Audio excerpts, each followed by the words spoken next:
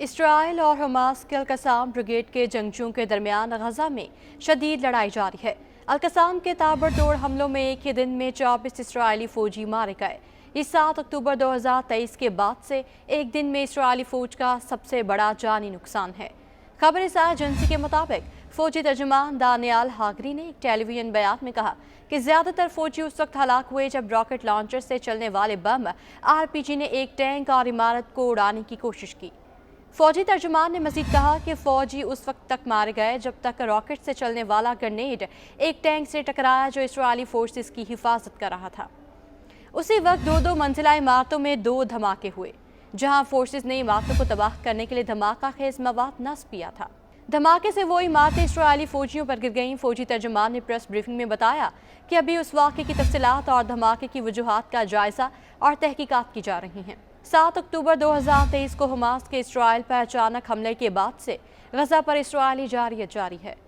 ابتدا میں تو اسرائیل نے غزہ کی پٹی پر فضائی حملے کیے، لیکن پھر 27 اکتوبر سے اس نے زمینی آپریشن کا آغاز کیا، جس میں اب تک ٹائمز آف اسرائیل کے مطابق اسرائیل کے کم از کم 219 فوجی مارے جا چکے ہیں، جن میں ایلیٹ گولانی بریگیڈ کے کمانڈر بھی شامل تھے۔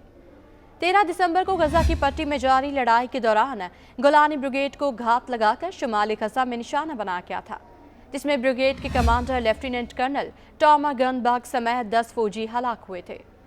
گولانی بریگیڈ کا شمار اسرائیل کی ایلیٹ فورسز میں ہوتا ہے اور اسے اسرائیل کی مؤثر لڑاکا فوج قرار دیا جاتا ہے۔ 7 اکتوبر 2023 کو اسرائیل پر حماس کے حملوں کے نتیجے میں اسرائیلی حکام کے مطابق تقریباً 1200 اموات ہوئی تھیں۔ حماس نے اپنے حملے میں 250 کے قریب افراد کو قیدی بھی بنایا تھا اور اسرائیل کا کہنا ہے کہ 132 کے قریب قیدی اب بھی غزہ میں ہیں، جبکہ کم از کم 28 قیدی غزہ پر اسرائیلی حملوں میں مارے بھی جا چکے ہیں۔ غزہ پر اسرائیلی جارحیت کو 108 دن ہو گئے ہیں اور اس کے دوران اسرائیل کو عسکری اور معاشی طور پر قابل تلافی نقصان ہو چکا ہے، اور اب خدشہ ظاہر کیا جا رہا ہے کہ جنگ کے سبب معذور ہونے والے اسرائیلی فوجیوں کی تعداد 12,000 تک ہو سکتی ہے۔ یہ تخمینہ عسکری امور کے نامہ نگار UC یہو شیوا نے لگایا تھا، جو اسرائیل میں ایک اخبار سے وابستہ ہے۔ رواں ماہ کے اوائل میں ان کے جمع کیے گئے اعداد و شمار کے مطابق اسرائیلی فوج نے اب تک 2300 فوجیوں کے زخمی ہونے کی تصدیق کی ہے، لیکن 24 گھنٹے فیلڈ سے وابستہ افراد جیسے کہ ہسپتال کا عملہ، بحالی ڈویژن کے حکام اور اسرائیل ڈیفنس فورس IDF کے ڈس ایبلڈ پیپلز آرگنائزیشن کے ذرائع کا کہنا ہے کہ اصل اعداد و شمار اس سے کہیں زیادہ ہیں۔ پوری قوت کے استعمال کے باوجود اسرائیل اب تک غزہ میں اپنے مقاصد حاصل نہیں کر سکا اور گزشتہ 3 ماہ سے زیادہ عرصے میں وہ کئی بار اپنی جنگی حکمت عملی بدلتا رہا ہے۔ غزہ پٹی پر اسرائیلی حملوں کے 108 دن گزرنے پر غزہ انتظامیہ کے اعداد و شمار آ گئے۔ اعداد و شمار کے مطابق اسرائیلی قتل عام کے باعث غزہ پٹی کے 32,295 شہری شہید و لاپتہ ہوئے۔ عرب میڈیا کے مطابق غزہ انتظامیہ کا کہنا ہے کہ اسرائیلی فورسز نے غزہ پٹی میں 2119 اجتماعی قتل عام کا ارتکاب کیا۔ اسرائیلی بمباری میں شہید 25,295 افراد کی لاشیں ہسپتالوں میں منتقل کی گئیں۔ شہید ہونے والوں میں 11,000 بچے اور 7,500 خواتین شامل ہیں۔ غزہ پٹی میں زخمیوں کی تعداد 63,000 تک پہنچ گئی ہے۔ اسرائیلی بمباری میں طبی عملے کے 337 افراد، 45 فائر بریگیڈ کارکن، 119 صحافی شہید ہو چکے۔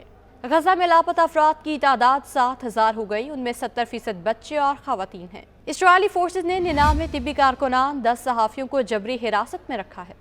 اسرائیلی جارحیت کے باعث غزہ کی پٹی کے 20 لاکھ شہری نقل مکانی پر مجبور ہیں۔ 7 اکتوبر سے جاری اسرائیلی بمباری کے دوران غزہ میں 65,000 ٹن بارودی مواد برسا گیا۔ غزہ پر بمباری میں 140 سرکاری عمارتیں، 99 اسکول اور یونیورسٹیاں مکمل تباہ کر دی گئیں۔